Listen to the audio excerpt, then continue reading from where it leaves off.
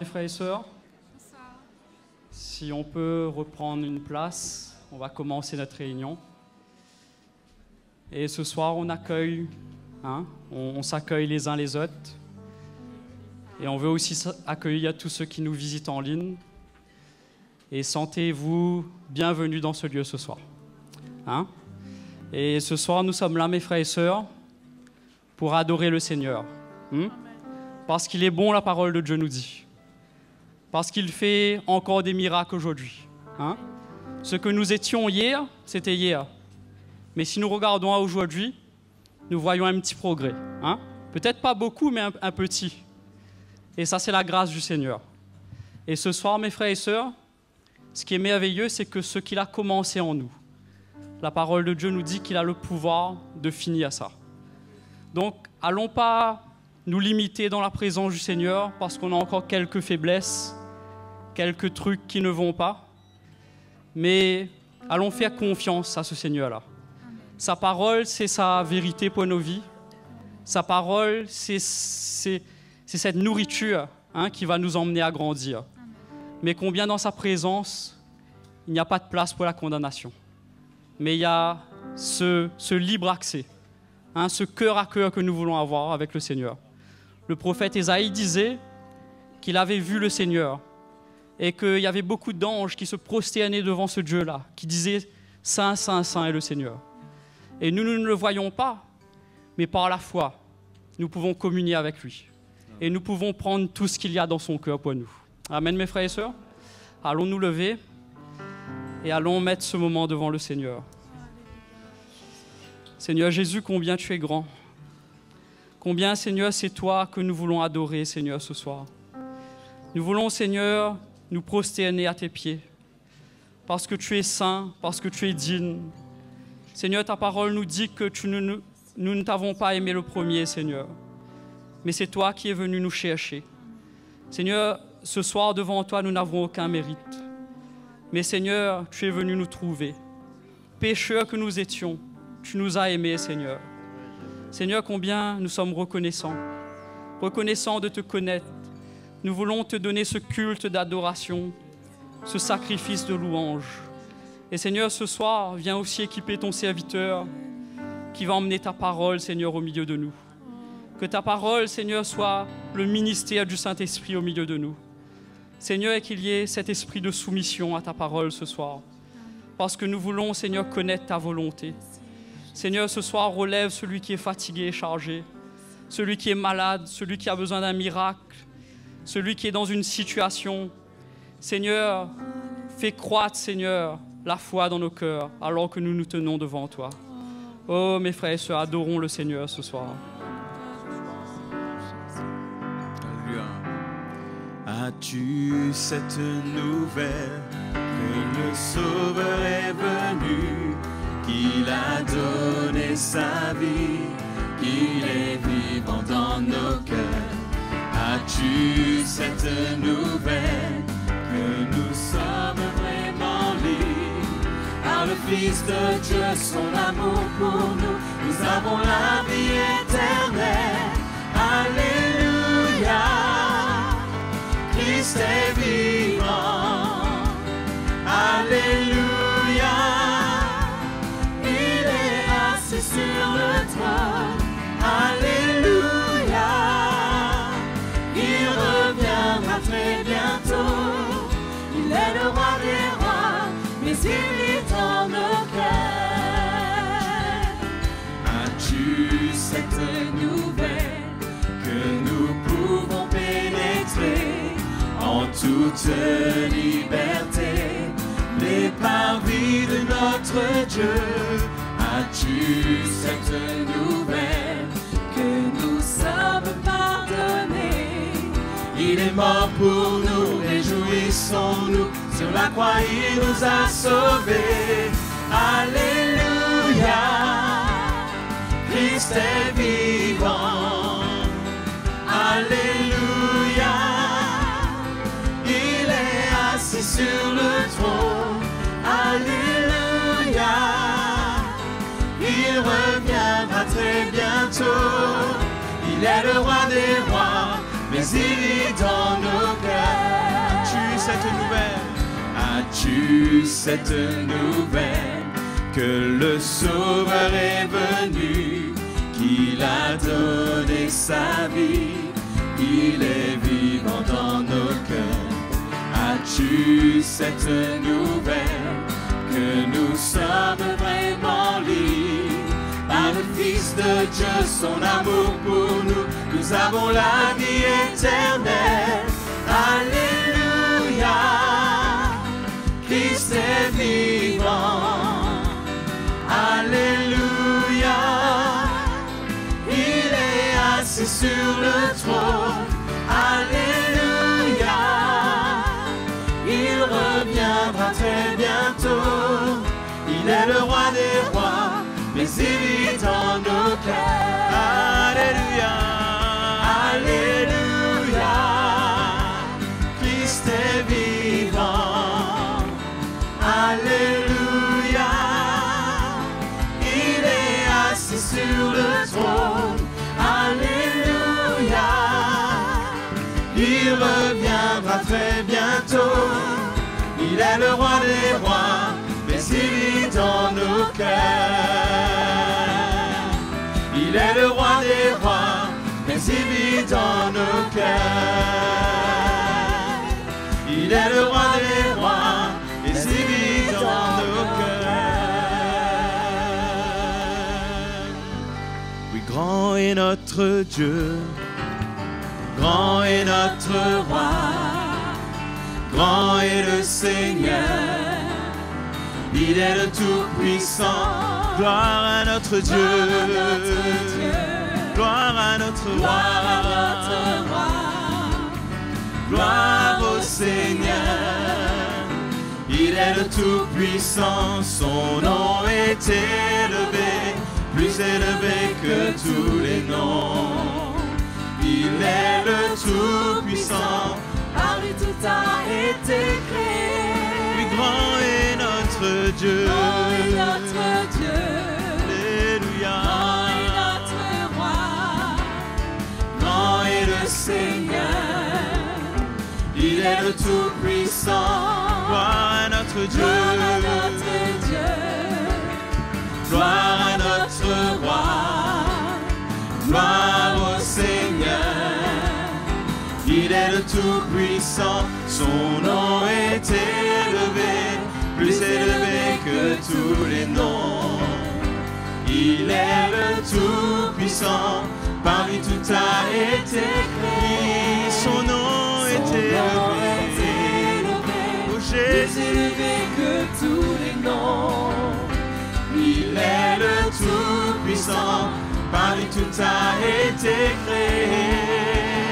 Tu es grand, grand est notre Dieu, oui Seigneur Jésus, grand est notre roi, grand est le Seigneur, il est le Tout-Puissant. Gloire à notre Dieu, gloire à notre roi, gloire au Seigneur, il est le Tout-Puissant. Je ne possède rien dans le ciel, ni à part toi. Sur la terre je ne désire rien, plus que toi. Mon cœur et ma foi défaillent souvent, mais une seule vérité s'imposera toujours. Dieu est la force de mon cœur, Dieu est la force de ma vie, Dieu est la force de mon cœur, de ma vie pour toujours. Dieu est la force de mon cœur, Dieu est la force de ma vie, Dieu est la force de mon cœur, de ma vie pour toujours, pour toujours.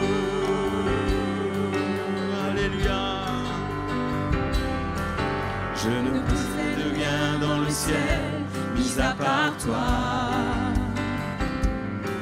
Sur la terre je ne désire rien, plus que toi. Mon cœur et ma foi défaillent souvent, mais une seule vérité s'imposera toujours. Dieu est la force de mon cœur, Dieu est la force de ma vie, Dieu est la force de mon cœur, de ma vie pour toujours. Dieu est la force de mon cœur, Dieu est la force de ma vie, Dieu est la force de mon cœur, de ma vie pour toujours, pour toujours, pour toujours, pour toujours. Alléluia. Tu peux acclamer le Seigneur ce soir, il est grand, il est glorieux. Alléluia. Le Seigneur est bon et son amour durera toujours, sa fidélité subsiste à jamais. Le Seigneur est bon, il ne nous décevra jamais, il est avec nous. Oh, c'est un Dieu fidèle et un Dieu bon.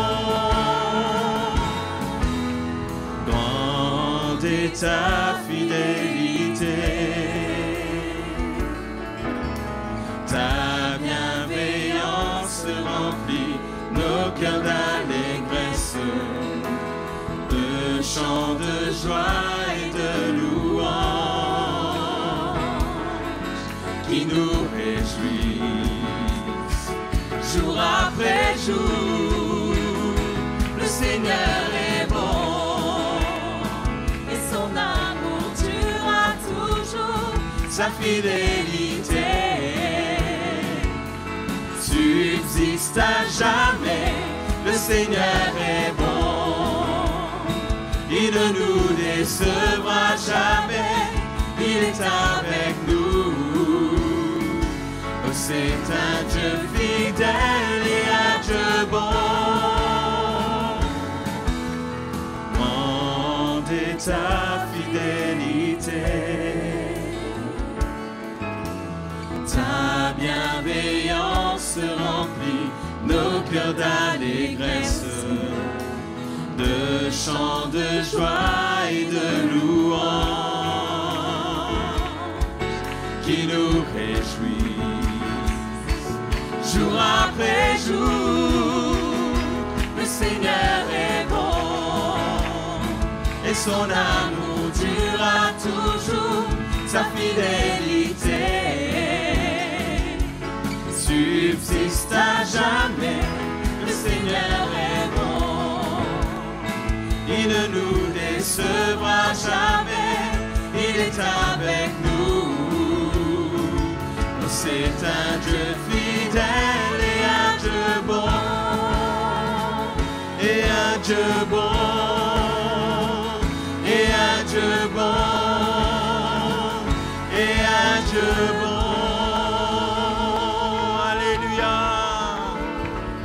Il est digne de nos louanges, il est digne de notre adoration ce soir. Il est Jésus, notre Sauveur, notre Rédempteur. Et c'est lui que nous voulons adorer ce soir. Oui, Jésus.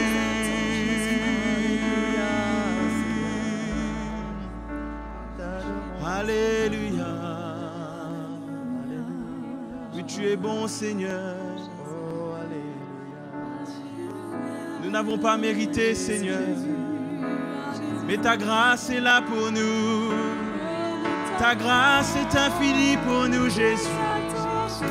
Et je te remercie de tout mon cœur. Oh, Jésus, oui, nous t'adorons.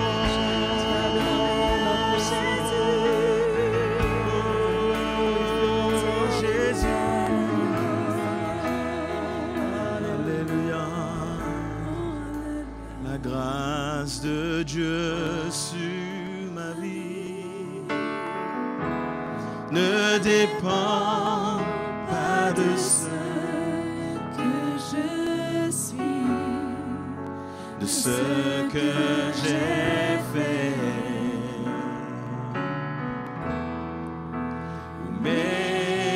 Méprisé, c'est un don de miséricorde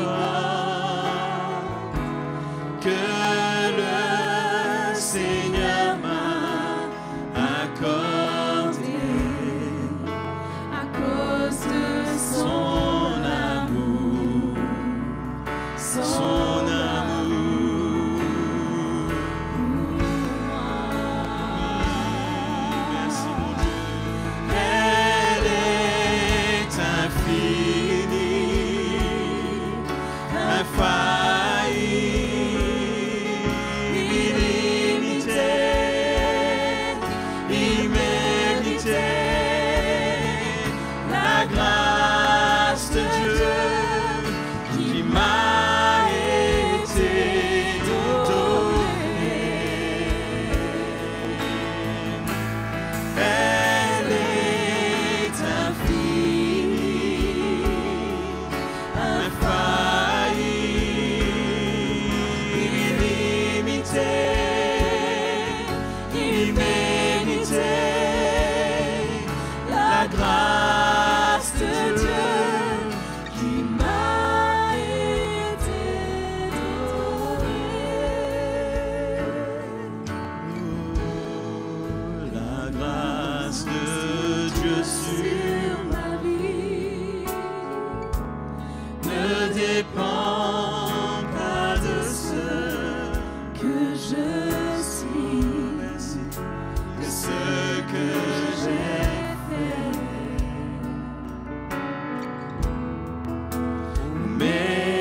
mérité. C'est un don de miséricorde que le Seigneur m'a accordé à cause de son amour, son amour pour moi. Elle est infinie, infaillible, illimitée, imméritée. La grâce de Dieu qui m'a été donnée. Elle est infinie, infaillible, illimitée, imméritée. La grâce de Dieu qui m'a été donnée.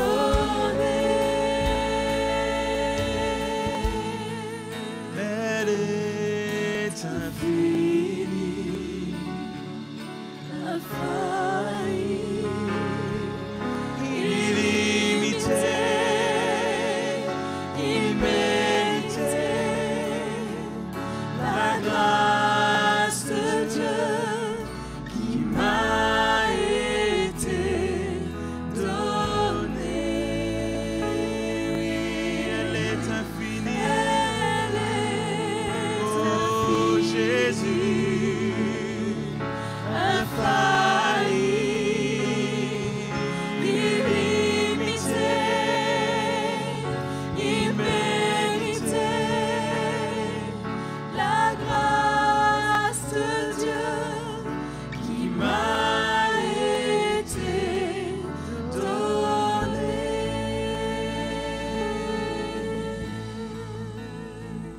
Oui, merci pour ta grâce, Seigneur. Cette grâce que nous avons obtenue, Jésus, par ton sang versé pour nous. Quelle grâce nous avons de t'appartenir. Jésus. Oh, je t'adore, mon roi.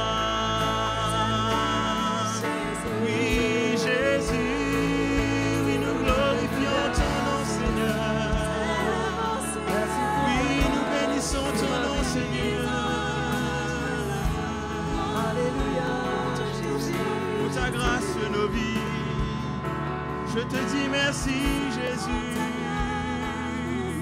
Alléluia.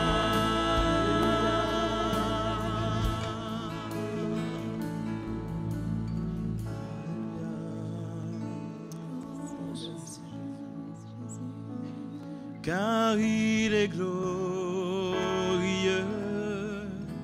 et digne de louange, l'agneau sur le trône, à lui seul chantons nos louanges, à l'agneau sur le trône. Alléluia, donnons-lui la gloire. Car il est glorieux et digne de louange, l'agneau sur le trône, à lui seul chantons nos louanges, à l'agneau sur le trône. Chantons gloire, gloire, gloire, gloire à l'agneau. Gloire, gloire,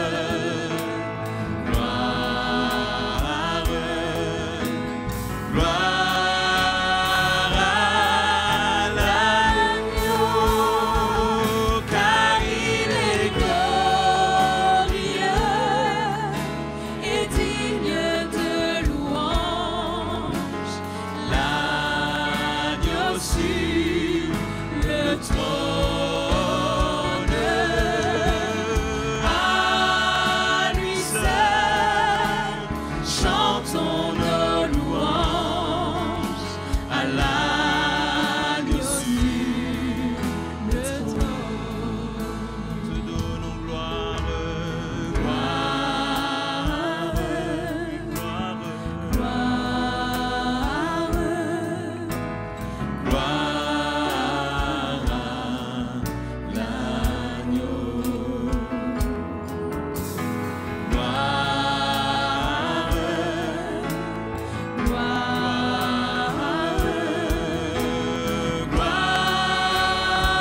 à l'agneau. Car il est glorieux et digne de louange, l'agneau sur le trône, à lui seul chantons nos louanges, à l'agneau sur le trône. Car il est glorieux, car il est glorieux et digne de louange, l'agneau sur le trône, à lui seul chantons nos louanges, à l'agneau sur le trône, à l'agneau sur le trône, à l'agneau sur le trône.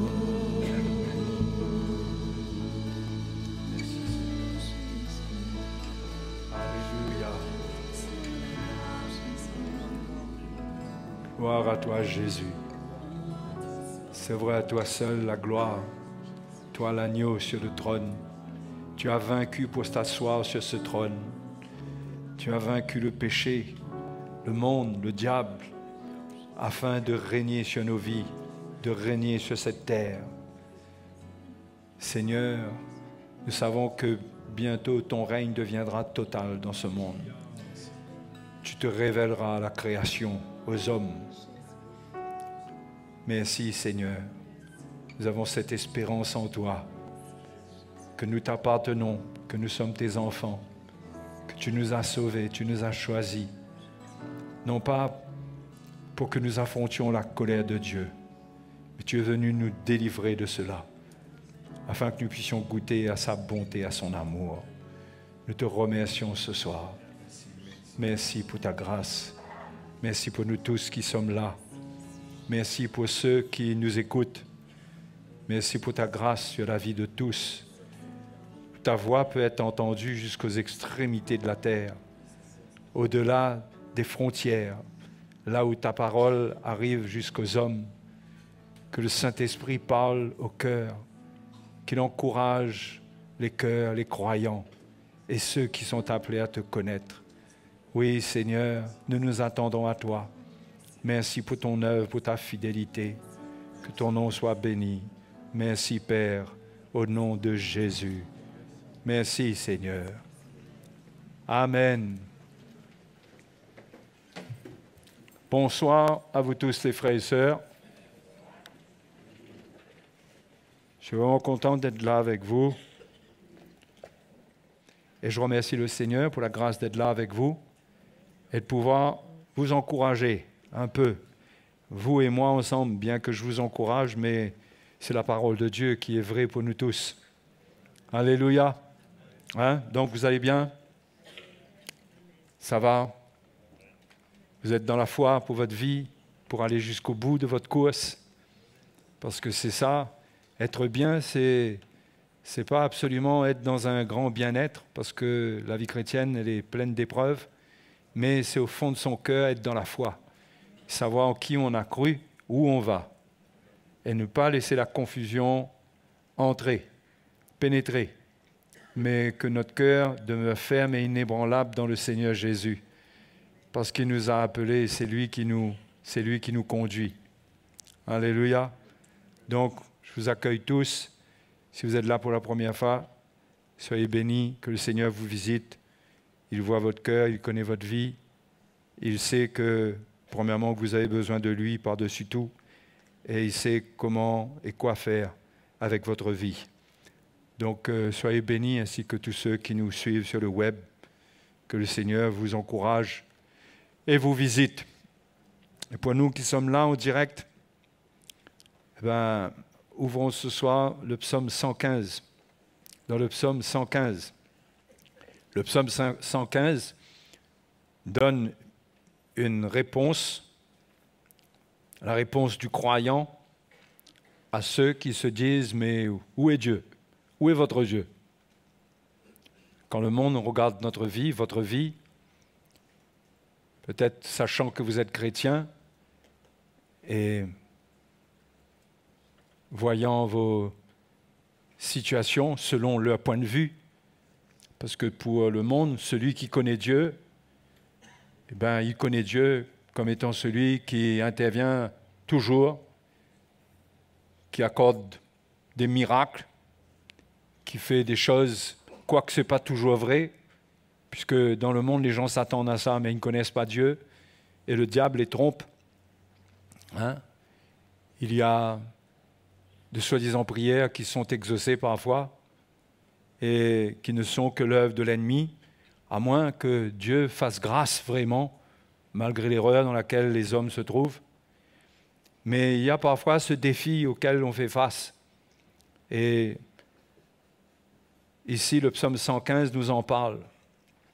Le verset 1, « Non pas à nous, Éternel, non pas à nous, mais à ton nom, donne gloire. À cause de ta bonté, à cause de ta fidélité, pourquoi les nations diraient-elles? Où donc est leur Dieu? » Pourquoi est-ce que les nations diraient cela? Donc le psalmiste voudrait que même les nations ne soient pas dans la confusion concernant le Dieu qu'ils servent. Pourquoi est-ce qu'il dirait cela? Donc il dit, Seigneur, donne gloire à ton nom. Donne gloire à ton nom tel qu'il est connu, tel qu'il est annoncé, fais-le connaître comme tel.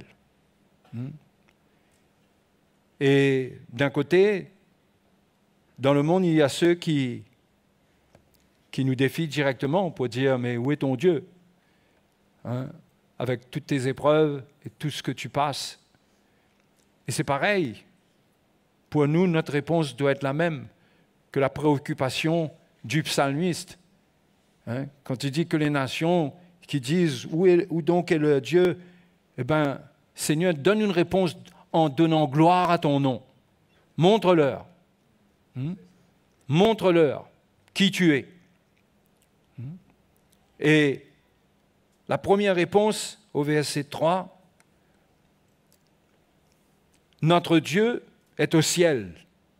Il fait tout ce qu'il veut. Hein? Ça doit être établi dans nos vies.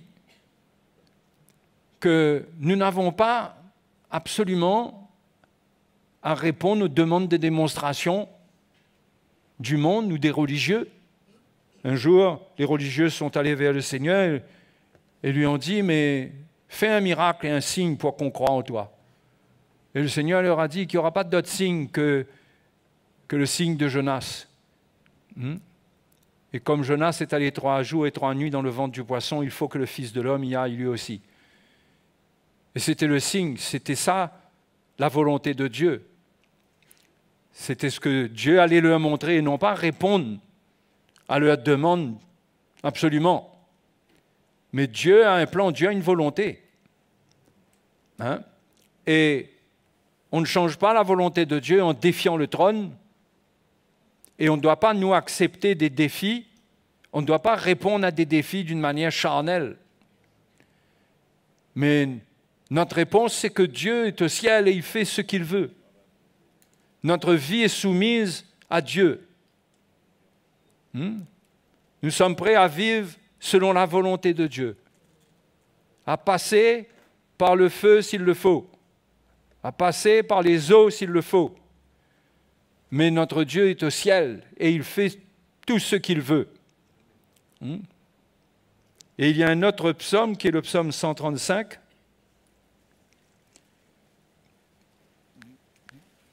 qui évoque à peu près la même chose.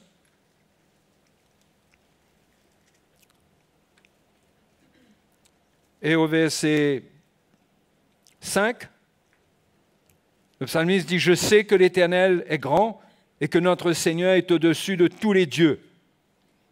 Tout ce que l'Éternel veut, il le fait, dans les cieux et sur la terre, dans les mers et dans tous les abîmes. » Tout ce que l'Éternel veut, il le fait. Il est au ciel, il fait tout ce qu'il veut. Mais il fait ce qu'il veut aussi sur la terre. Et nous appartenons à un tel Dieu qui a une volonté inébranlable, qui a une volonté qui ne change pas. Jésus-Christ est le même hier, aujourd'hui et éternellement.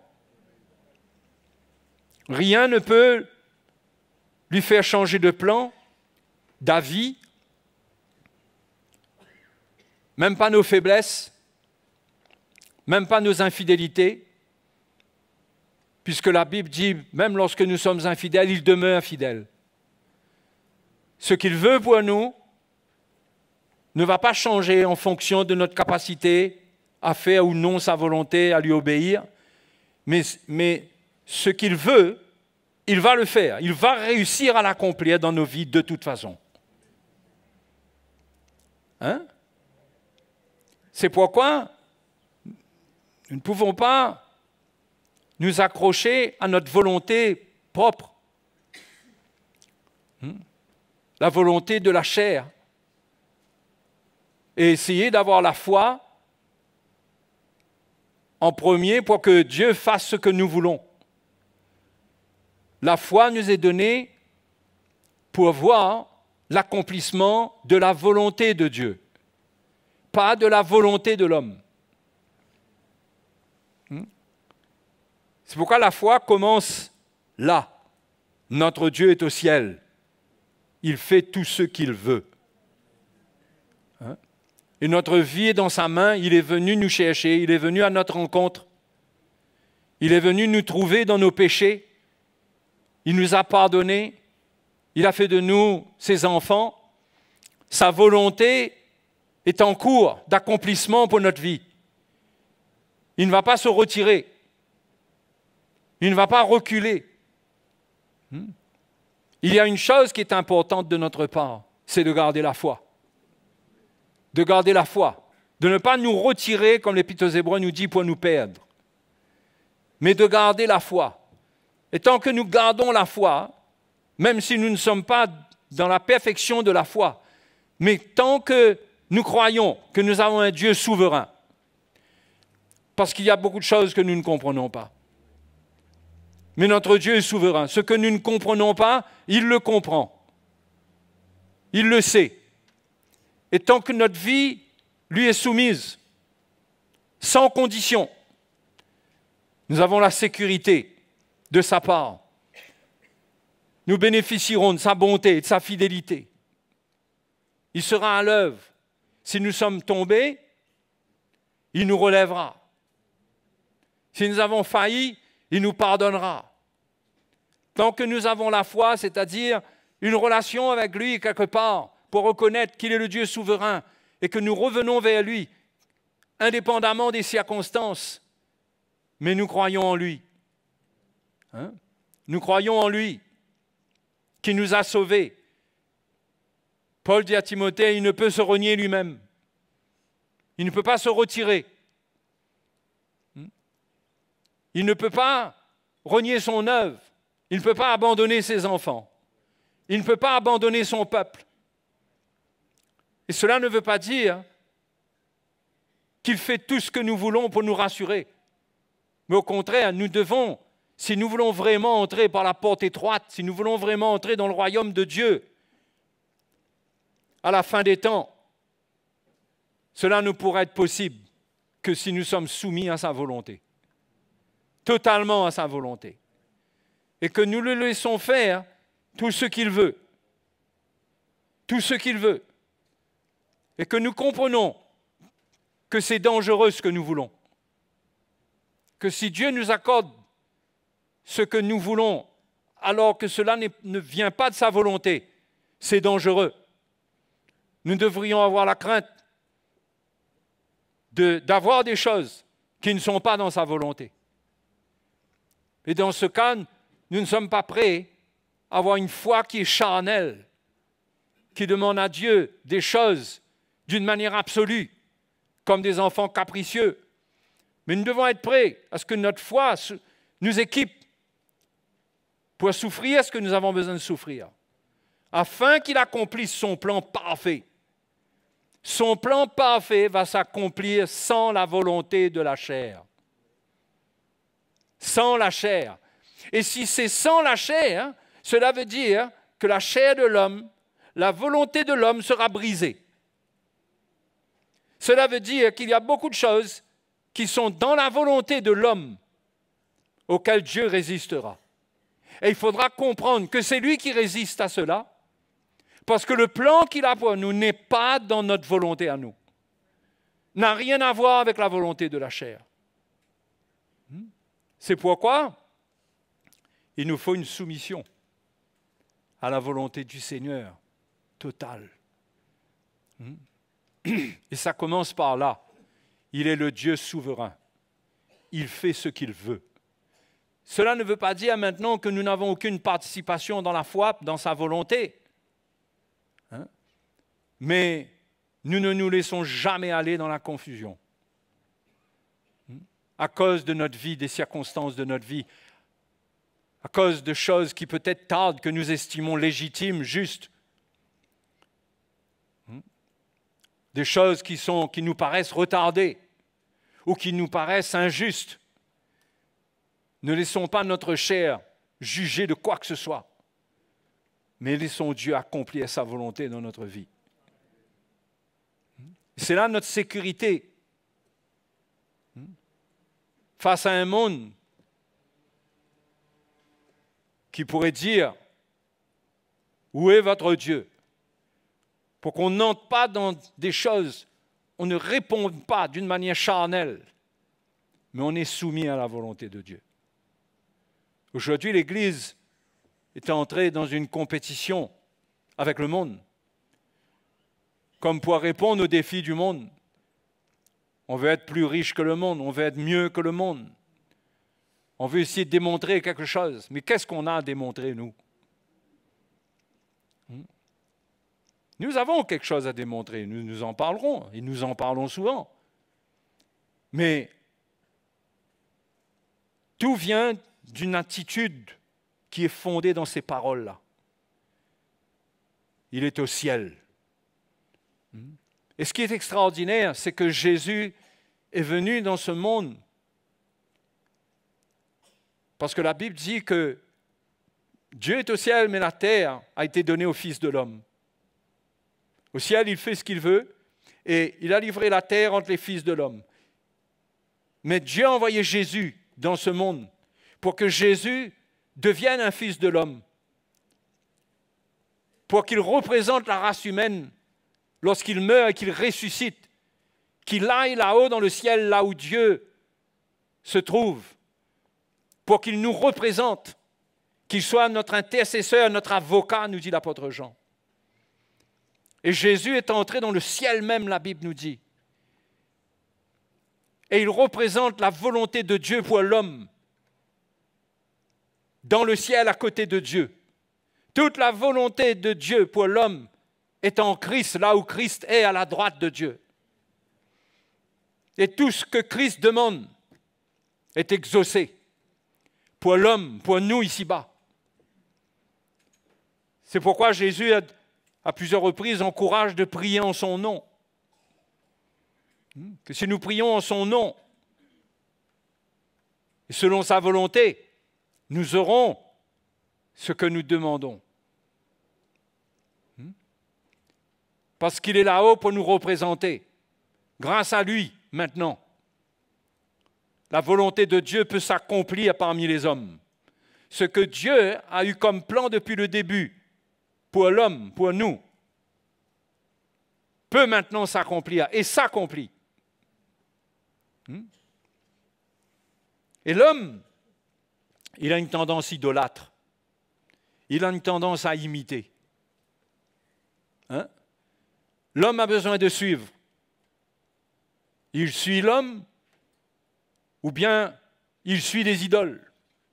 Parce que l'homme a été créé pour suivre, pour obéir. L'homme a besoin d'un modèle devant lui. C'est pourquoi, quand on regarde la suite du psaume 115, qu'est-ce qu'on voit? L'auteur nous parle des idoles, les idoles des nations. Et il montre ce qui se passe avec ceux qui adorent ces idoles. Il dit, leurs idoles sont de l'argent et de l'or. Elles sont l'ouvrage de la main des hommes. Elles ont une bouche et ne parlent point. Elles ont des yeux et ne voient point. Elles ont des oreilles et n'entendent point. Elles ont un nez et ne sentent point. Elles ont des mains et ne touchent point. Des pieds et ne marchent point.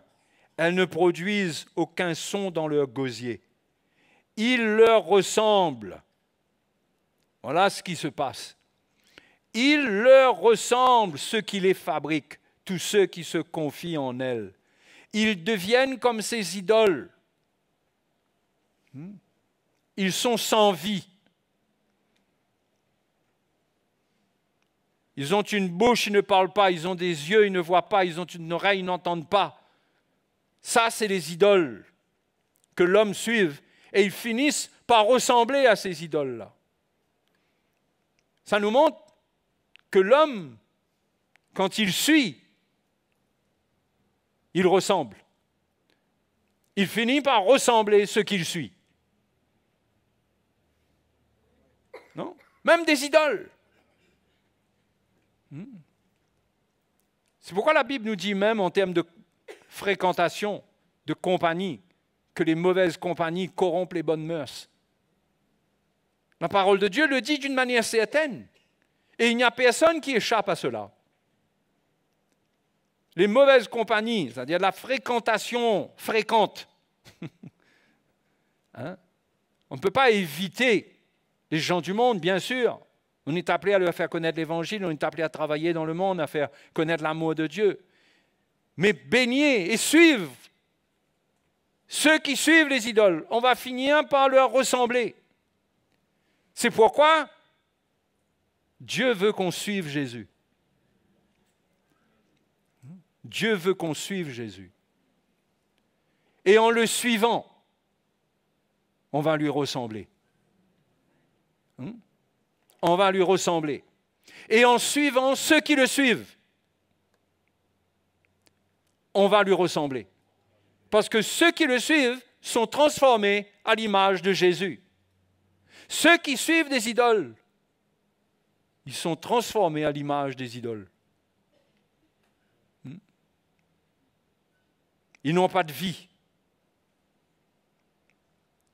Ils ont une bouche, ils n'arrivent pas à parler. Parler de la vie de Dieu, des choses de Dieu. Elles n'ont pas de vie pour servir à Dieu parce que ces gens-là ressemblent aux idoles, ressemblent à ceux qui les fabriquent. Ils leur ressemblent ceux qui les fabriquent. C'est pourquoi nous devons faire attention de fabriquer des idoles. Vous allez me dire, mais nous ne fabriquons pas d'idoles. Mais la manière que nous concevons Jésus, si ce n'est pas le vrai Jésus, c'est comme une idole que nous fabriquons.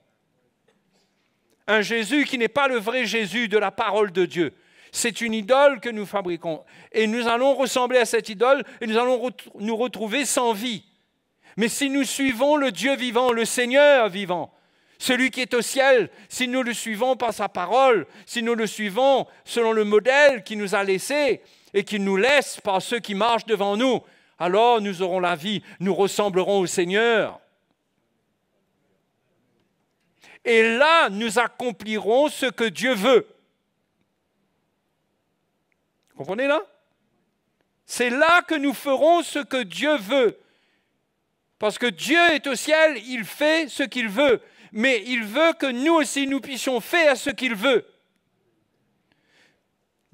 Dans la prière de notre Père, Jésus dit dans cette prière, il dit que ta volonté soit faite sur la terre comme au ciel. Non? Donc Dieu veut qu'on accomplisse sa volonté. Mais on ne peut pas accomplir sa volonté en suivant les idoles, en fabriquant nous-mêmes notre idole, en concevant Dieu à notre manière.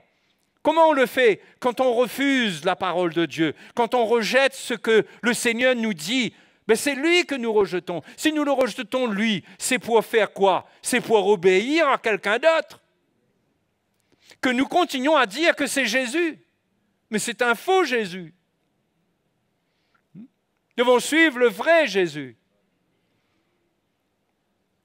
Parce que c'est ça son plan pour nous, c'est que nous puissions lui ressembler. Et un jour, nous serons transformés en l'image de sa gloire. Physiquement. Mais aujourd'hui, c'est dans notre cœur que nous voulons lui ressembler. Nous voulons avoir son cœur, nous voulons avoir ses manières, nous voulons avoir sa douceur, son amour, sa compassion. Nous voulons le suivre. Et pour cela, nous avons besoin d'être transformés. Et pour être transformés, nous avons besoin de le contempler. Regardez ce que 2 Corinthiens nous dit. Au chapitre 3.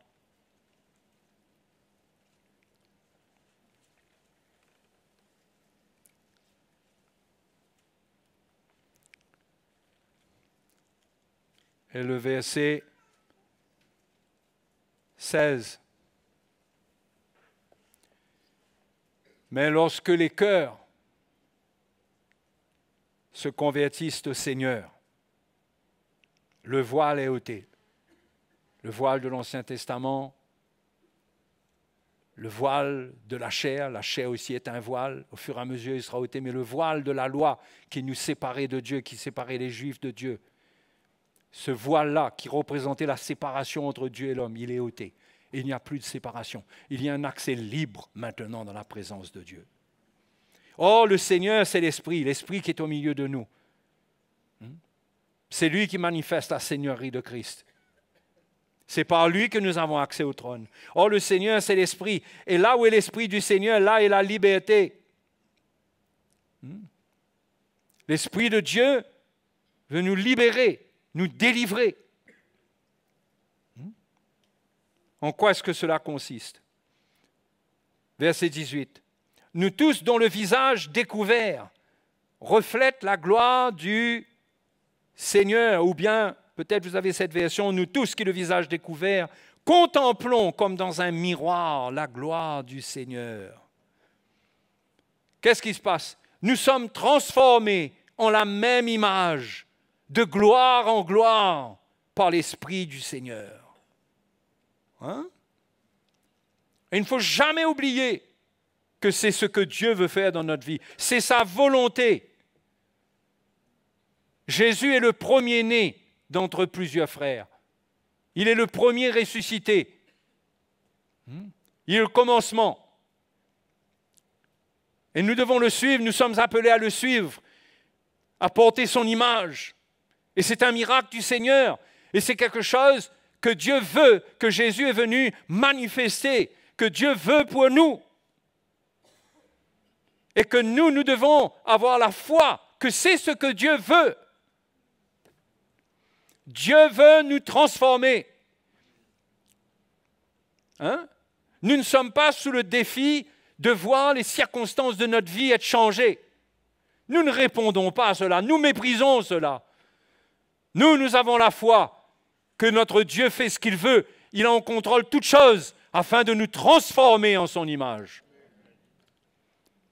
C'est ça notre témoignage, c'est ça notre attitude, c'est ça notre foi. Oui, c'est vrai, je passe par des chemins difficiles, mais mon Dieu est au ciel, ce qu'il veut, il fait ce qu'il veut. Et ce qu'il veut, c'est de me transformer à l'image de son Fils. Et pour cela, il me change alors que je contemple par l'Esprit du Seigneur, je contemple la gloire de Dieu, je contemple le Seigneur, je suis transformé de gloire en gloire à son image.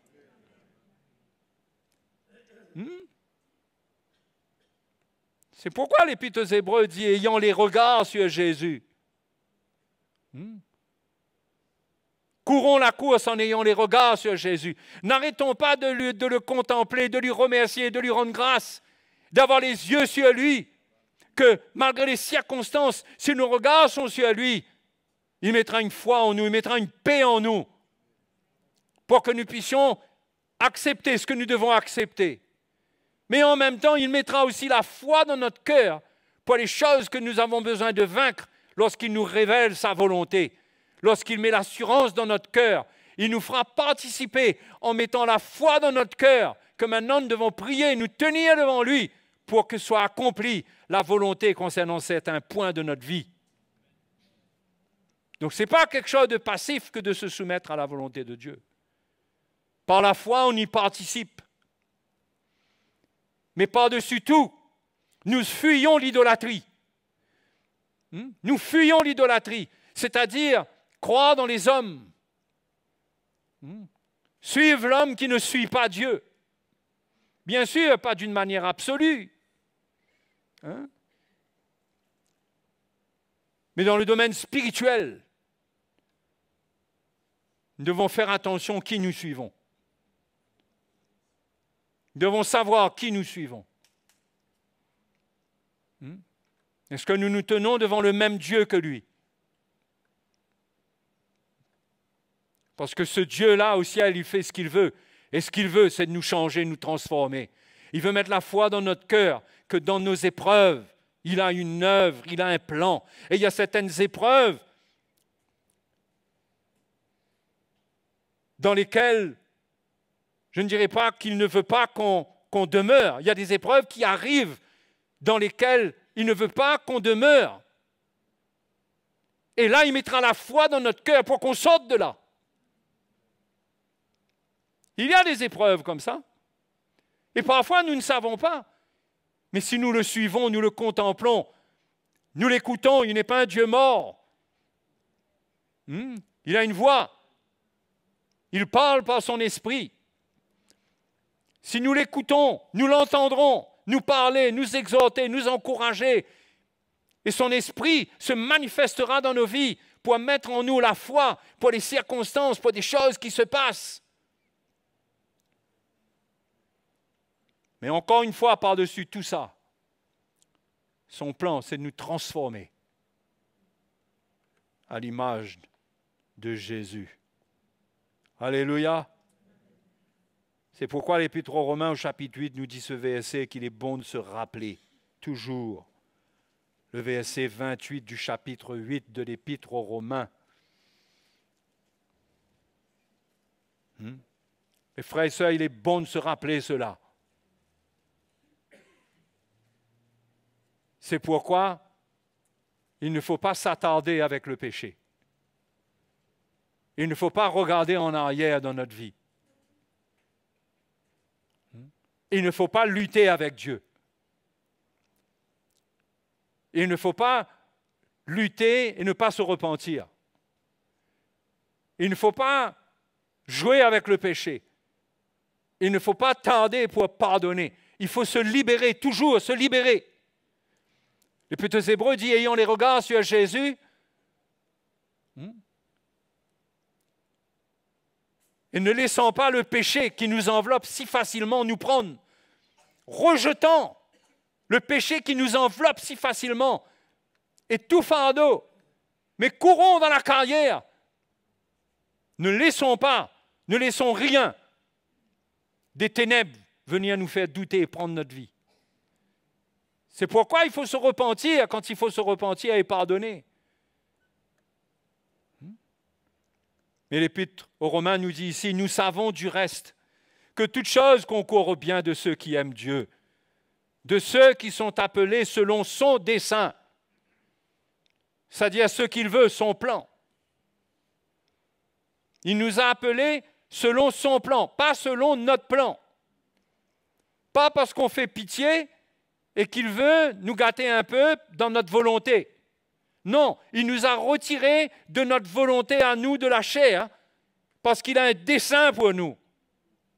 Et Jésus est venu, l'Épître aux Galates nous dit qu'il est venu pour nous arracher du présent siècle mauvais. Il a une volonté, il a un dessein pour nous, qui n'est pas attaché à notre passé, à notre vie terrestre. Il a un plan pour nous.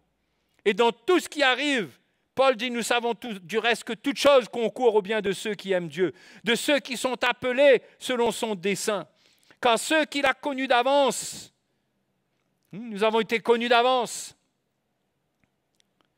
il les a aussi prédestinés à être semblables à l'image de son Fils. Vous voyez à quoi nous avons été prédestinés quand Dieu nous a connus d'avance? À être semblables à l'image de son Fils, afin que son Fils soit le premier-né de beaucoup de frères. Et ceux qu'il a prédestinés, il les a aussi appelés, et ceux qu'il a appelés, il les a aussi justifiés. Ça, c'est le point, c'est notre point de conversion, la justification. Et ceux qu'il a justifiés, prochaine étape, il les a aussi glorifiés. Amen. Hein? Ça, c'est ce qui se passe. Paul dit que toute chose concourt au bien de ceux qui aiment Dieu. Ça, c'est comme quelque chose qui vient avec ce qu'il dit après. Ceux qu'il a prédestinés, il les a aussi appelés. Toute chose concourt à leur bien, même avant de connaître le Seigneur. Toute chose, Dieu a tourné toute chose concernant ceux qu'il a connus d'avance. Il n'a pas permis que l'ennemi mette la main sur leur vie. Il n'a pas permis leur destruction. Il y a des choses terribles qui sont arrivées parfois. Hein? Mais Dieu n'a pas permis. Parce qu'il a fait concourir toutes choses au bien de ceux qu'il a appelés. Ceux qu'il a connus d'avance. Ceux qui sont appelés selon son dessein. Il a tourné toutes choses pour leur bien. Et il les a appelés, il les a prédestinés, il les a aussi appelés. Ce qui veut dire quoi? Il les a prédestinés. Dieu a tracé un chemin pour nous dans la vie. Les choses ne sont pas venues par hasard. Parfois, il y a des gens qui rencontrent le Seigneur et qui se disent, mais pourquoi est-ce que ça m'arrive à 60 ans? J'aurais tellement aimé connaître Jésus avant. Mais Dieu sait pourquoi, si c'est 60 ans, ça ne doit pas être à 20 ans. Dieu a fait concourir toutes choses à ton bien. Il sait ce qu'il fait. Donc, on peut exprimer des regrets sur notre vie, mais il n'y a pas de regrets à exprimer. Hein? On peut être le fruit de circonstances dramatiques. Hein? De circonstances dramatiques. Il y a tellement de choses qui peuvent arriver depuis notre naissance.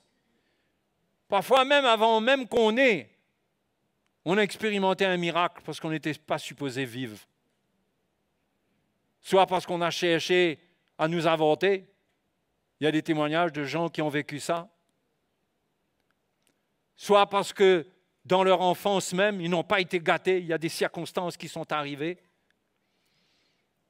Et il y a des choses parfois qui paraissent tellement ténébreuses qui sont arrivées. Mais n'oublions pas que toute chose concourt au bien de ceux qui aiment Dieu. Quand on dit toute chose concourt au bien de ceux qui aiment Dieu, ça ne veut pas dire que Dieu a voulu que des choses arrivent, mais dans les choses qui arrivent, Dieu a veillé. Dieu a veillé à ce que ça ne nous perde pas, ne nous détruise pas. Et il a tracé un chemin pour nous. Alléluia. Hein? Il a tracé un chemin pour nous. C'est comme ça que les chrétiens peuvent rendre témoignage qu'ils auraient pu mourir. Moi, il suffisait de très peu pour que je meure à l'âge de 4 ans. J'aurais pu être dans l'accident de mon père qui est décédé avec mon frère. Ça aurait pu arriver, mais il y a d'autres frères et sœurs qui sont partis. Mais moi, je vois ça comme une grâce du Seigneur. Il y a bien d'autres circonstances dans lesquelles j'ai vu comment le Seigneur m'a gardé. Et je suis sûr qu'on a des témoignages. Peut-être qu'on ne l'a pas analysé comme ça. Peut-être qu'on a cru que c'est vrai, la vie n'a pas été facile, mais quand on connaît le Seigneur, on est reconnaissant au Seigneur parce qu'on voit que sa main était sur nous. C'est ça qui nous intéresse de constater. C'est que sa main était sur nous. Comment il nous a conduits. Et ensuite, vous croyez que maintenant, étant justifiés, maintenant il nous lâche? Ce qu'il a prévu, c'est ça même qui est là, qu'il veut révéler. Mais comme je le dis, c'est important de garder la foi. Garder la foi, ce n'est pas être un homme de foi extraordinaire pour accomplir les œuvres de Dieu. Au fait, un jour, les Juifs ont dit, mais qu'est-ce qu'on doit faire, Seigneur, pour faire les œuvres que tu fais? Et Jésus leur a dit, eh bien, attendez, on doit regarder ça. C'est très intéressant. C'est dans Jean chapitre 6, si ma mémoire est bonne.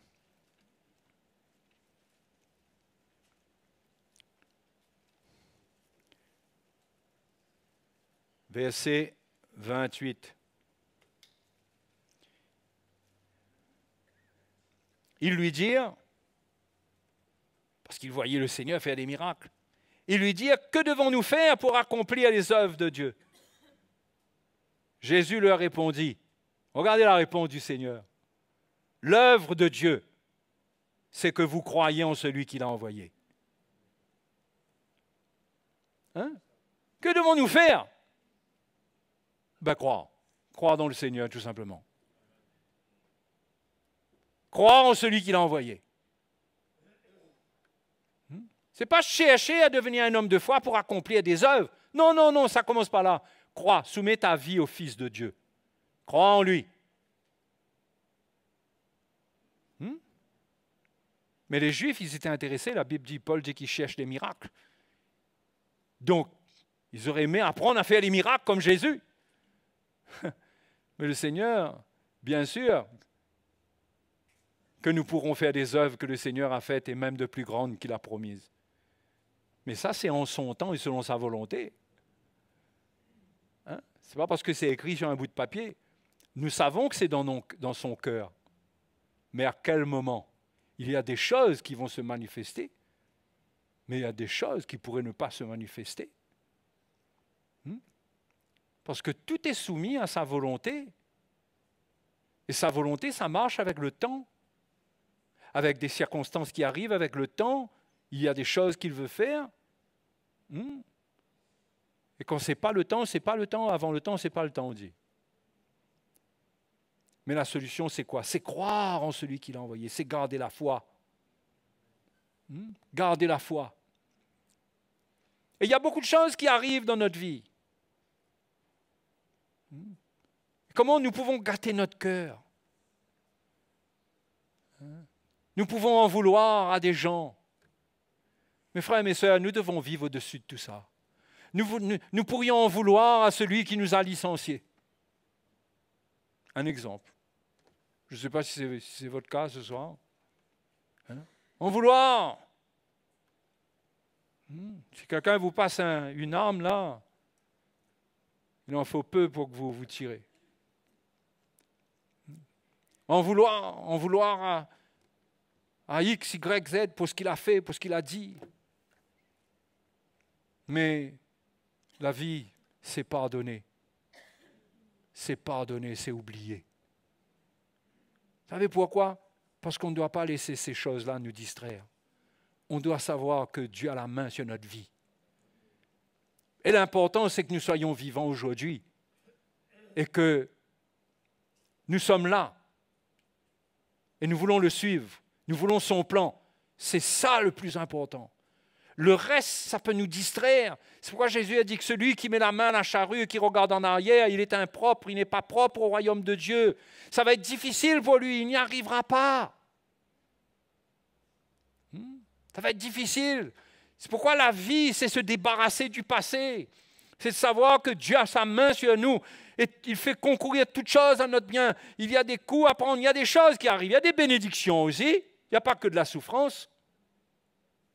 Il y a des choses qui l'amènent et la Bible dit que c'est la bénédiction de l'Éternel qui enrichit et elle n'est suivie d'aucun chagrin. Il y a aussi des bénédictions qui arrivent et qui ne sont suivies d'aucun chagrin, qu'on puisse les attendre. Mais, pour ne pas les gaspiller, que Dieu nous transforme à l'image de Jésus, parce que Jésus ne gaspille pas les bénédictions qui sont dans la volonté de Dieu. Elles arrivent au bon moment, elles sont données à ceux qui lui ressemblent pour qu'ils fassent fructifier ça pour le royaume du Père. Donc l'important, c'est toujours pareil, c'est de comprendre que dans notre vie, beaucoup de choses arrivent, et ça arrive pour que nous puissions être transformés à l'image de Jésus. Et au fait, quand nous pardonnons, eh bien, nous rentrons un peu plus dans l'image du Seigneur, parce qu'il a pardonné ce qui paraissait impardonnable. Donc, quand nous pardonnons, nous entrons un peu plus, nous nous rapprochons un peu plus de son image. Il y a quelque chose qui se fait en nous. Nous nous identifions à lui, nous devenons un peu plus comme lui, parce que lui, il a pardonné, mais nous aussi, nous pardonnons. Parce que c'est son cœur de pardonner, c'est sa volonté.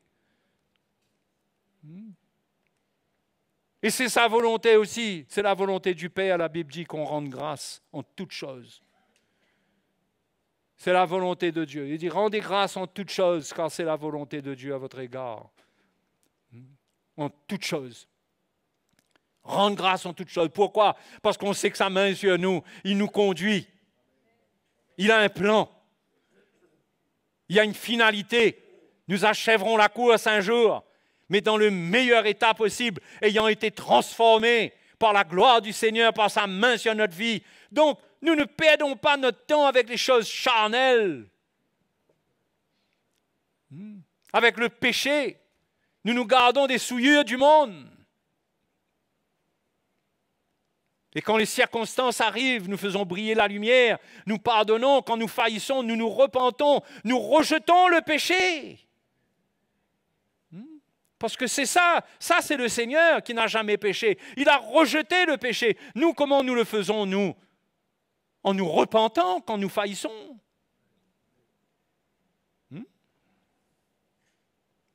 Donc, la volonté de Dieu pour nous est en cours d'accomplissement. Jusqu'à ce que nous serons glorifiés. En attendant, nous sommes transformés de gloire en gloire. Il y a un petit peu de gloire au fur et à mesure. Dieu change notre vie, il nous libère de notre nature charnelle, il nous donne un peu plus de son cœur et il nous prépare pour cette rencontre avec lui.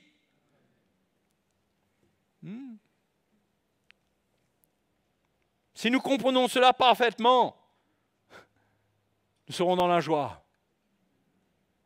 Et les premiers chrétiens, ils ont compris tout ça parfaitement. C'est pourquoi les apôtres les encourageaient à se réjouir dans l'épreuve. À se réjouir dans l'épreuve. Parce que la vie, pour eux, c'était ça. C'était permettre à Dieu de les transformer, de les changer. Et parfois, c'était douloureux, parce que pour nous changer, notre volonté doit être brisée. Notre volonté doit être brisée. Si nous refusons le brisement de notre volonté, nous souffrirons de vivre avec notre volonté et nous souffrirons d'être dans la confusion parce que nous voudrons que Dieu fasse des choses selon notre volonté et non pas selon la sienne. Mais Dieu veut nous libérer de notre volonté afin qu'on demande des choses selon sa volonté pour qu'il nous exauce.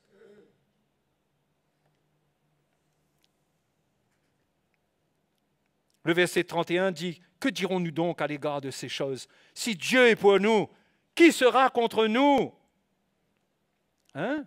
Lui qui n'a point épargné son propre Fils, mais qui l'a livré pour nous tous, comment ne nous donnera-t-il pas aussi toutes choses avec lui? Il a commencé une œuvre, il a donné Jésus pour nous. Comment est-ce que maintenant il va s'arrêter? Après ce que Jésus est devenu pour nous sur cette croix, après des souffrances qu'il a souffertes, son sacrifice, hein? Sa mort, sa résurrection, après tout ça, comment est-ce que Dieu ne nous donnera-t-il pas aussi toutes choses? Mais bien sûr qu'après avoir commencé fort comme il l'a fait par la mort de son Fils, bien sûr que tout le reste nous est garanti. Alléluia. Tout le reste nous est garanti.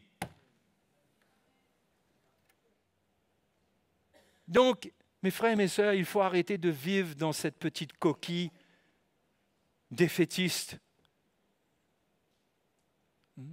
Mais il faut que nos yeux, les yeux de la foi s'ouvrent et qu'on trouve de l'espoir et de l'espérance pour nos vies, que ce Dieu-là est le Dieu à qui rien n'est impossible. Il a démontré ce qu'il veut faire par la mort et la résurrection de Jésus. Par notre baptême, nous sommes morts avec Christ et ressuscités avec lui. Il a démontré, il nous a associés et il nous dit maintenant d'attendre et tu vas voir ce que je vais faire. Continue à croire et tu vas voir. Et un jour, nous verrons. Alléluia. Un jour, nous verrons. Mais gardons la foi, édifions notre foi. Ne laissons pas les fausses doctrines nous embellificoter.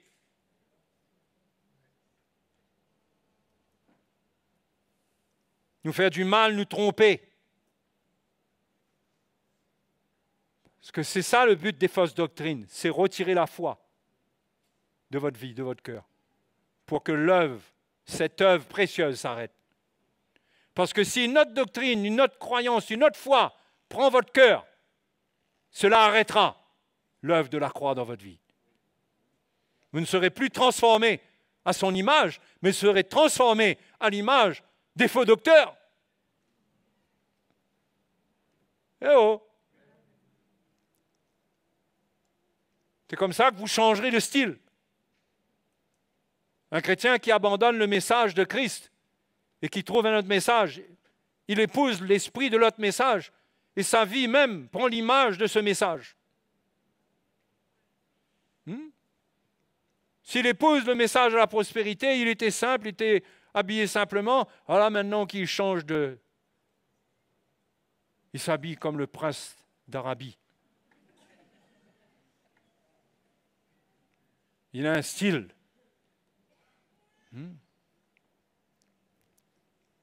Si on change d'évangile, on change d'image à imiter, on change de vie. Il vaut mieux être ce que nous sommes par nature, comme on est là, avec nos défauts, mais avoir un cœur ouvert et laisser Dieu nous changer. Plutôt que de laisser les évangiles nous entraîner dans une imitation qui est factice, qui est fausse,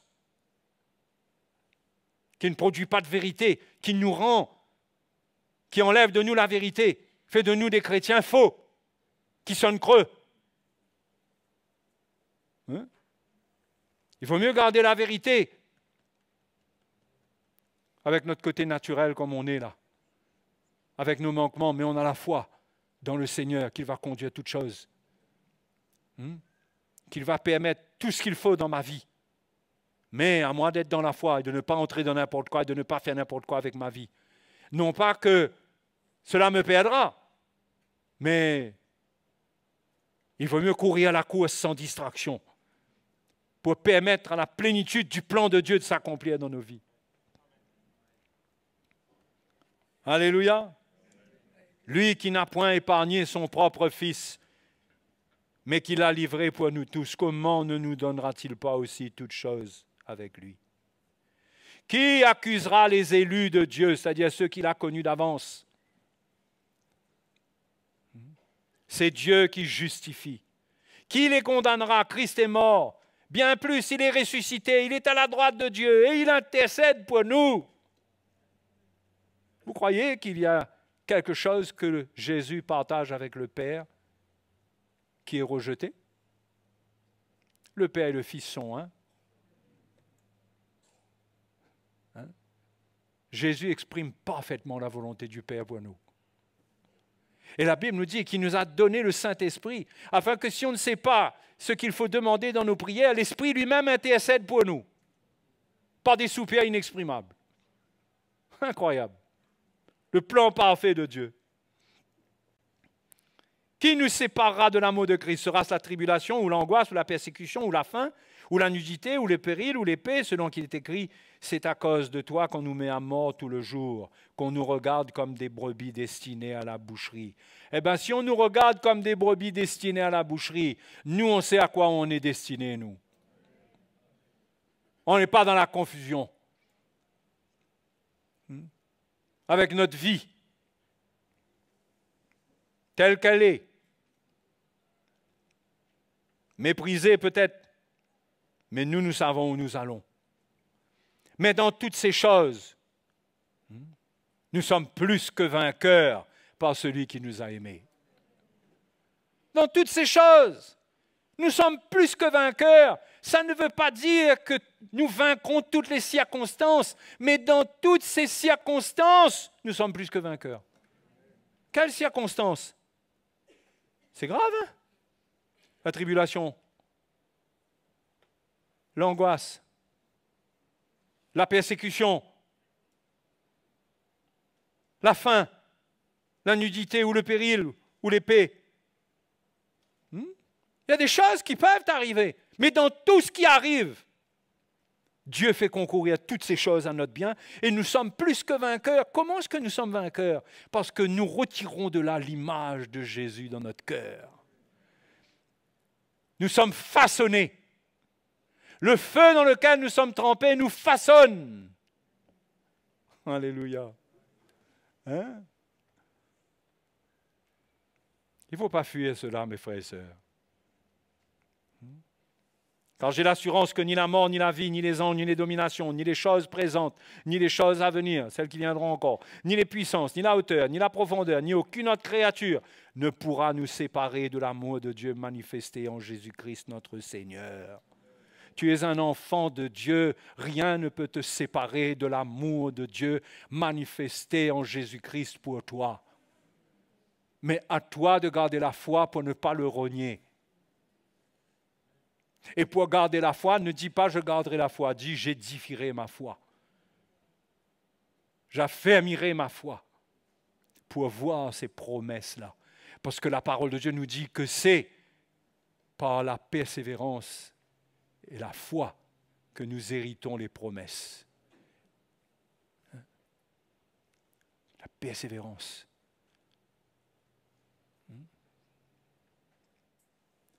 Alléluia. Notre Dieu est au ciel, il fait tout ce qu'il veut. Et personne ne peut l'empêcher de faire ce qu'il veut. Et ce qu'il veut a été manifesté par Jésus-Christ. Et il ne faut pas oublier ce que le psalmiste a dit. Finissons avec Psaume 115.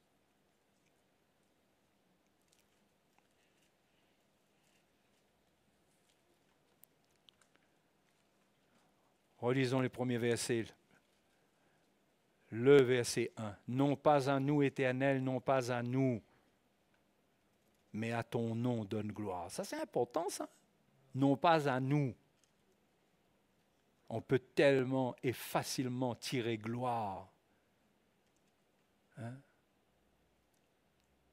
des choses de Dieu quand Dieu fait des choses extraordinaires. Et il faut renoncer à ça. Mais à ton nom, donne gloire. Et c'est le nom de Jésus qui nous a été donné. À cause de ta bonté, à cause de ta fidélité. Et frères et sœurs, nous pouvons espérer dans la bonté du Seigneur et dans sa fidélité à notre égard. Sa bonté envers nous qui demeure toujours, qui dure à toujours, et sa fidélité qui ne cesse jamais. Dieu est infidèle sur toute la ligne. Il ne sera jamais écrit quelque part. Ah là, il a été infidèle. Dieu est fidèle, fidèle, fidèle, fidèle. Nous sommes infidèles, il est fidèle. Il nous arrive d'être infidèles, il est fidèle, fidèle, fidèle. Alléluia. Nous pouvons compter sur la fidélité du Seigneur si nous croyons en lui et nous marchons avec lui et nous persévérons avec lui. Et nous renonçons au mal, nous renonçons au péché, nous pardonnons, nous nous repentons, nous gardons notre cœur pur parce que c'est le siège par lequel Dieu règne, sur lequel Dieu règne pour faire éclater sa gloire, pour nous changer. Donc, quel privilégié nous sommes. Que le Seigneur ouvre grand nos yeux, que nous puissions voir quel privilège nous avons. Parce qu'il est facile de se plaindre, de murmurer dans cette vie dans laquelle nous sommes et de ne pas voir ce qui se cache derrière des circonstances. La main de Dieu qui a promis que personne ne nous ravira d'elle. Personne. Cette main de Dieu qui nous garde et que le monde peut vouloir nous démontrer, ouais, ben si ton Dieu était comme ci, comme ça, tu n'aurais pas été comme ci, comme ça. Mais nous savons que notre Dieu, sa main est grande et puissante et sa main est à l'œuvre. Et sa main fait des œuvres que le monde ne peut pas connaître, que le monde ne peut pas comprendre. Mais nous devons avoir la lumière et comprendre qu'est-ce qu'il est en train de faire avec notre vie. Et nous devons nous en réjouir. Hein?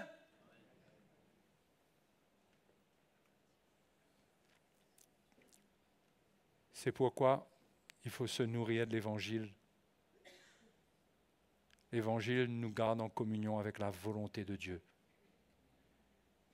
Si nous ne restons pas en communion avec l'Évangile, nous allons être gagnés par nos raisonnements et nos pensées mensongères.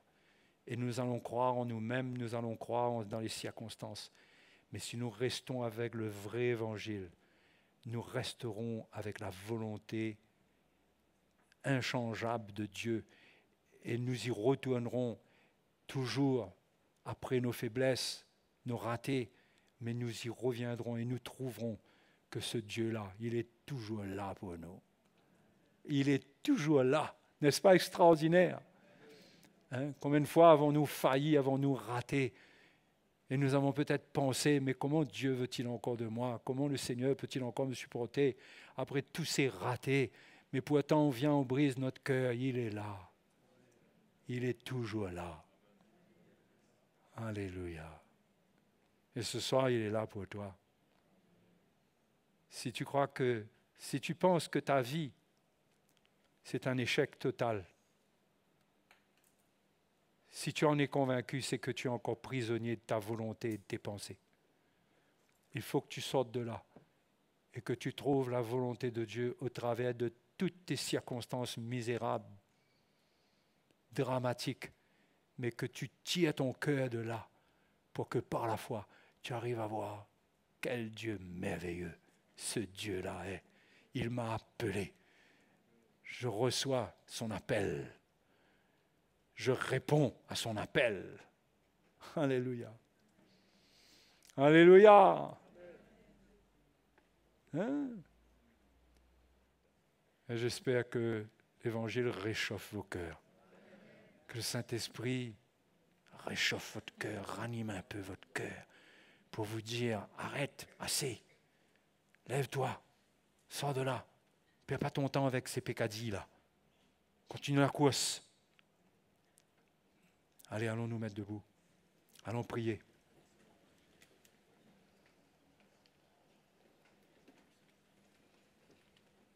Je rends gloire au Seigneur, j'ai désiré être là avec vous. Hein? Mais le Seigneur m'a fait grâce. Hein? Parce que c'est la dernière chose qu'on veut, c'est que le peuple de Dieu soit abandonné, livré à lui-même. On sait que vous avez besoin de l'Évangile. Et le Seigneur le sait. Il le sait, il sait que vous avez besoin de l'Évangile. Il sait que vous aviez besoin d'entendre ces paroles ce soir. Tout n'est pas parfait, parce qu'il y a de l'homme dedans. Mais il y a les pensées de Dieu pour vous. Tournez vos regards vers le Seigneur ce soir. Glorifiez-le. Alléluia. Glorifiez-le. Venez devant lui. De toute votre âme. De tout votre cœur. Il est vivant. Il est sur le trône. Il est au ciel. Mais il est avec nous par le Saint-Esprit qui habite en nous. Il n'est pas loin de nous. Il n'est pas loin de nous. Approche-toi du Seigneur ce soir. Crois en lui pour avoir la vie éternelle. Crois en lui, toi chrétien, pour être changé de gloire en gloire à son image. Alléluia. Accorde-nous la grâce, Seigneur, de t'adorer, de te contempler de plus en plus. Dans ton évangile, par le Saint-Esprit, d'avoir les yeux qui plongent dans ta gloire pour voir ce que tu es pour nous, ce que tu veux faire en nous, que nos yeux s'illuminent, que les yeux de notre cœur s'illuminent, que nous puissions voir au-delà des limites de la chair, mais que les yeux s'ouvrent, que nous puissions comprendre ce qui nous est arrivé dans notre salut. Pourquoi tu nous as appelés? Pourquoi nous sommes là devant toi? Qu'est-ce que tu attends de nous? Seigneur, produis la foi au milieu de nous.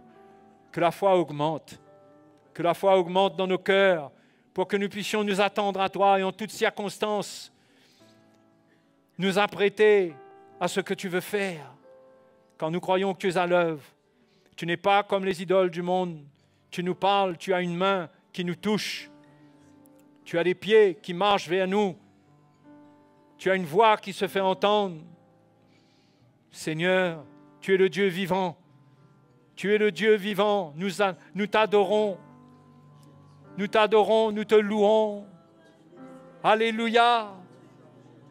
Alléluia, Jésus. Produis la foi dans nos cœurs, la joie de te connaître. Oh, merci Seigneur. Merci Seigneur. Merci Seigneur. Je te bénis Seigneur pour ta grâce, pour la grâce d'être là avec mes frères et sœurs. Les encourager, les exhorter, leur enseigner ta parole pour qu'ils voient, pour qu'ils ne cessent de se réjouir en toi et qu'ils continuent. Oh, merci notre Dieu, tu es vivant, tu es fidèle. Alléluia. Alléluia. Pour ce que tu es, reçois la gloire. Pour tout ce que tu es, je loue ton nom. Pour tout ce que tu es, j'élèverai ma voix en louange. Seigneur, je t'adore pour tout ce que tu es. Seigneur, je t'adore pour tout ce que tu es. Allons l'adorer ensemble. Pour tout ce que tu es, reçois la gloire. Pour tout ce que tu es, je loue ton nom. Pour tout ce que tu es, j'élèverai ma voix en louange. Seigneur, je t'adore pour tout ce que tu es. Seigneur, je t'adore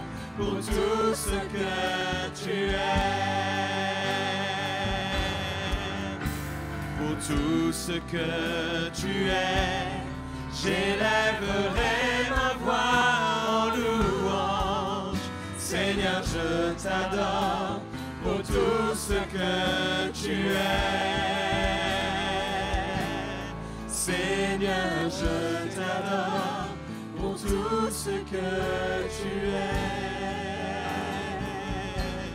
Seigneur, je t'adore pour tout ce que tu es. Seigneur, je t'adore pour tout ce que tu es. Merci Seigneur. Alléluia. Si ce soir vous êtes là et que dans votre cœur vous êtes encore lié par le non-pardon, vous êtes encore en lutte avec le passé, avec des événements, avec des gens qui ont eu un accès dans votre vie, qui vous ont blessé. Vous êtes porteur en vous de blessures. Je veux vous encourager à pardonner. Sans cela, vous n'avancerez pas. Vous serez comme un aveugle qui essaye de comprendre le plan de Dieu, vous ne comprendrez pas. Les yeux de votre cœur doivent devenir purs et saints. Relâchez ce soir. Ne perdez pas de temps avec le péché des autres qui vous a fait du mal. Ne laissez pas le péché des autres devenir votre péché. Dans le sens que, au lieu de vous en débarrasser par le pardon, vous acceptez de ruminer ce qui n'est pas bon. Et c'est ça le plan du diable. C'est de semer des semences dans votre vie pour vous empêcher de croire et d'avancer. Mais ce soir, relâchez, pardonnez, pardonnez. Ne dites pas c'est trop, c'est pas trop. Parce qu'en Jésus, l'amour de Dieu est suffisant pour nous faire pardonner. Jésus a tout pardonné. Pardonnez, relâchez. Et si vous avez failli quelque part, repentez-vous. Ne portez pas un fardeau de condamnation. Repentez-vous. Tournez-vous vers le Seigneur et soyez pardonnés. Recevez de lui sa grâce. Il ne veut pas que vous perdiez du temps avec vos fautes. Et si ce soir vous ne connaissez pas le Seigneur et que vous êtes là, et vous voulez connaître Jésus, vous voulez marcher avec lui, vous voulez lui donner votre vie, vous voulez qu'il soit votre Sauveur et votre Seigneur, ce soir nous pouvons aussi prier pour vous.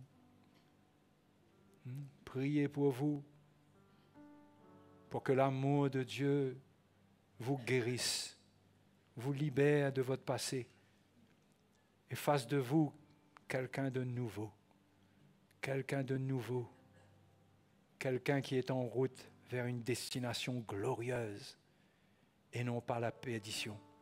Mais si vous êtes là, ou peut-être que vous êtes en ligne, vous êtes tombé sur ce message, mais vous ne connaissez pas le Seigneur, mais quelque chose en vous vous dit que vous avez le désir maintenant de donner votre vie à Jésus. Si vous êtes là dans ce lieu ou à l'écoute, levez votre main vers le Seigneur, je prie pour vous. Je prie pour vous. Si quelqu'un ne connaît pas le Seigneur, qu'il est là. Merci Seigneur. Merci Seigneur. Je prie pour tous ceux qui sont à l'écoute. Tu les connais, Seigneur, c'est toi qui les conduis pour entendre ta parole. C'est toi, tu les as connus d'avance et tu permets dans ce moment qu'ils écoutent ton évangile. Tu les connais là où ils sont, dans le pays, dans la ville, dans la maison où ils sont. Seigneur, réponds à leurs prières ce soir, pardonne leurs péchés, sauve-les. Ce soir, là où vous êtes, confessez Jésus comme votre Seigneur. Invoquez son nom, dites Seigneur Jésus, sauve-moi, sauve-moi Seigneur. Pardonne mes péchés, sauve-moi. Sauve-moi, fais de moi un enfant de Dieu. Alléluia. Si vous êtes dans cet endroit, levez votre main vers le Seigneur et recevez le pardon de la part du Seigneur. Soyez libérés, soyez en paix. Recevez la paix de Jésus. Il est venu mourir pour vous donner la paix, pas pour que vous restiez dans vos tourments. Il a donné sa vie pour vous. Si vous vous reconnaissez comme un enfant de Dieu, comme un appelé du Seigneur, invoquez-le ce soir. Dites, Seigneur, je viens à toi ce soir. Sauve-moi. Sauve-moi. Je suis un pécheur. Sauve-moi. Pardonne mes péchés. Merci, Seigneur. Merci. Remerciez-le. Après cela, remerciez-le, remerciez-le, remerciez-le. Avec foi, croyez. Croyez que vous avez reçu le pardon. Croyez. Croyez. Et maintenant, la page est tournée. Maintenant, votre nom est inscrit dans le livre de vie. Vous êtes un enfant de Dieu à part entière. Vous faites partie de la famille de Dieu. Alléluia. Si vous avez fait cette prière de tout votre cœur avec une vraie repentance, où que vous soyez bénis, soyez visités par le Seigneur. Alléluia. Merci Seigneur. Si vous êtes malade aussi ce soir, vous pouvez vous attendre au Seigneur. Parce qu'il est mort pour nos maladies. Il a porté nos maladies autant que nos péchés. Il a porté nos maladies. Il a porté nos souffrances, nos douleurs. Je prie pour vous, là où vous êtes, levez votre main vers le Seigneur et croyez dans un miracle pour votre vie. Seigneur, je prie pour tous les frères et sœurs, tous ceux qui sont là, qui sont atteints par une maladie ou une autre. Seigneur, aucune maladie n'est trop grande ou trop grave pour toi, mais touche-les ce soir, touche-les, libère-les, Seigneur, enlève les douleurs. Oh Dieu, enlève la douleur et les souffrances. Oh oui, Seigneur, couronne de joie tes enfants qui se tournent vers toi. Libère-les au nom de Jésus, au nom de Jésus. Soyez guéris, soyez guéris. Soyez guéris, là même où vous êtes à votre place, soyez guéris. Soyez visités par le Seigneur, soyez réconfortés. Soyez réconfortés. Si vous êtes entrés là blessés, mais soyez réconfortés, pardonnez, soyez bénis. Alléluia. Notre Dieu est au ciel, il fait ce qu'il veut. Et ce qu'il veut, c'est te donner sa paix, c'est te bénir, c'est te conduire dans la vie éternelle, c'est te détacher tes regards du passé, de ton passé, et te montrer qu'il a un plan tellement merveilleux pour toi. Reçois, accepte et crois. Crois, crois. Et reçois de la part du Seigneur. Et ne doute pas, mais crois. Et remercie-le pour cela. Merci, Père Céleste, au nom de Jésus. Amen. Merci, Seigneur. Amen. Alléluia. Croyez. Pour toutes choses, croyez. Alléluia. Hein? Et n'oubliez pas de nous renvoyer vos témoignages. OK? Ne cachez pas ça dans votre armoire. Faites-nous connaître les bienfaits que le Seigneur vous accorde. Et parce que vous nous faites connaître aussi vos problèmes. Et c'est notre rôle de prendre soin de vous. Mais en même temps, on a le droit à un petit truc, non? Petite bénédiction, on nous dit, alléluia, Jésus est à l'œuvre. OK? Eh bien, je crois que je vais vous relâcher. Hein? Et restez bien dans le Seigneur, dans votre cœur. OK? Et nous sommes là, nous les anciens, ce soir-là. Si quelqu'un veut nous rencontrer, pour une raison ou pour une autre, que Dieu vous bénisse. Tu es le seul Dieu éternel, toi seul est juste et bon. Tu es le Dieu puissant, tu es le Dieu puissant. Tu tiens ma vie entre tes mains, et c'est sur toi que je me tiens. Tu es le Dieu